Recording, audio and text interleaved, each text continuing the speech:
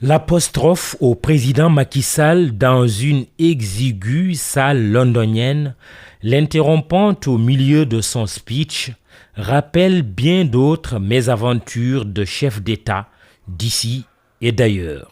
Le geste de la jeune dame Bayang Camara, posé le 19 janvier 2020 à Londres, renvoie à celui il y a 10 ans, le 23 juillet 2010 précisément, de Souleymane Jules Diop, alors célèbre chroniqueur, contre le président Abdoulaye Wade à Chicago, aux États-Unis.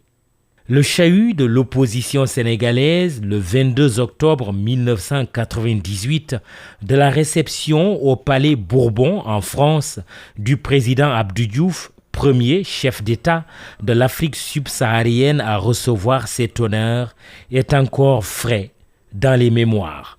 Ailleurs reste également en bonne place dans les souvenirs l'attaque aux chaussures d'un journaliste irakien à la figure du président américain George Bush Jr.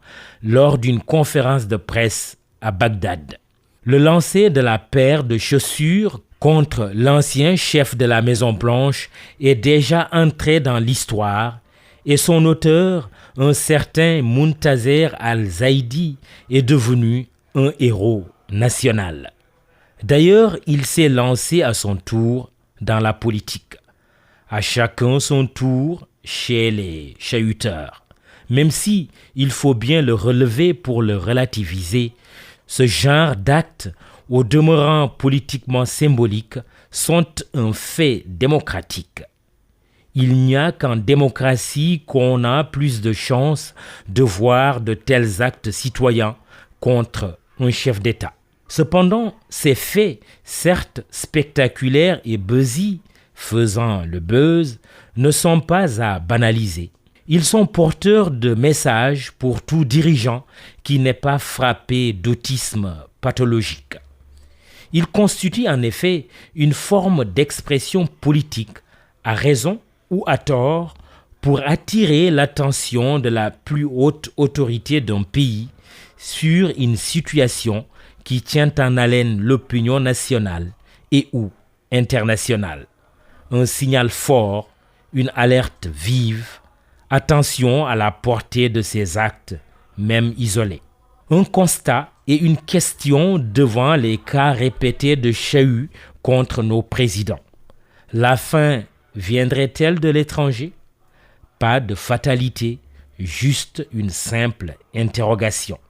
La seconde remarque tient à la générosité de la diaspora sénégalaise. Très souvent, ces dernières années, elle est à l'amorce de changements politiques majeurs dans notre pays.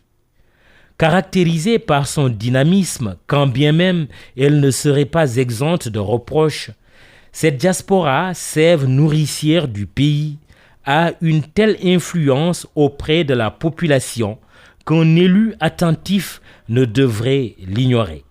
Si loin, mais si près du pays, pourrait-on résumer le sentiment des compatriotes de l'extérieur. À la faveur de la conquête du pouvoir, le président Macky Sall n'ignore rien de la réalité sociale, sociologique, politique et même économique que représente la diaspora. Dans les faits, l'opposant qu'il fut et le président qu'il est devenu, n'a-t-il pas fait de cette diaspora la 14e région du Sénégal? C'est bien le cas. À telle enseigne que les Sénégalais de l'étranger, par leur nombre et leur influence, sont devenus à la fois levier et enjeu de pouvoir. La question est toutefois de savoir si la diaspora, naguère point fort du président Sall et de son parti, l'APR, ne s'est pas transformée au fil de l'exercice du pouvoir en point faible. Certains le pensent. Quoique réélu dès le premier tour avec une majorité confortable, il y a exactement 11 mois, une lecture lucide des derniers résultats électoraux s'impose. Elle fait ainsi ressortir un tassement de son score à l'extérieur du pays, une urne de messages à décortiquer et par le pouvoir et par l'opposition, mais surtout par le président de la République. Une réaction émotive à la manifestation solitaire mais bruyante de dimanche dernier à Londres serait la pire des réactions. Dans chaque comportement citoyen, il y a des leçons de vie ou de survie à retenir, politiquement, s'entend. Au surplus, c'est le jeu de la démocratie. Il y a de la noblesse dans la politique et même, au bout du tunnel, le Nobel. N'est-ce pas, Excellence Bassirou Sène?